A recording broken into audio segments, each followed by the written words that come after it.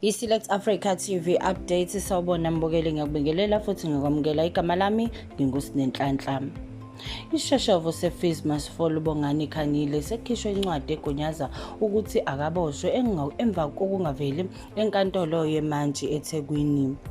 UKbanyile bekulindele ukuthi avele enkantolo ngamacala amahlanu abeke wona ngezikhathi zezibhelu ngoJulayi. Phakathi kwamacala kukhona lokuphehla udweshu, ukubiza umhlangano ongavumelekile ngesikhathi izwe lisesigabeni sokuvala kwezwe, kanti icala lakhe selihlehliselwe unyaka ozayo.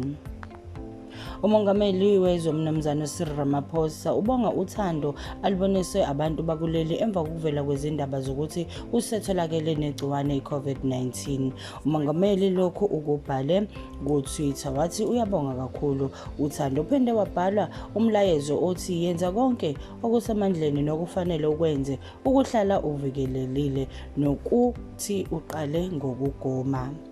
Kanti mbukeli wethu kunendaba eziqinayo la ezithi-ke umgomo wona usuzoba yimpoqo. Sifisa ukwazi umbono wakho ukuthi wena ngabe uthini ngalo daba. Kufanele yini ukuthi abantu baphoqwe ukuthi bagome noma kuqhubeke nje kube ukuthi umuntu uyayikhethela? Siyacela ungene kwi-page lethu ku-YouTube Select Africa TV, ulike, usubscribe bese uyaphinda futhi ubeka umbono wakho mayelana nalolu daba lokugoma.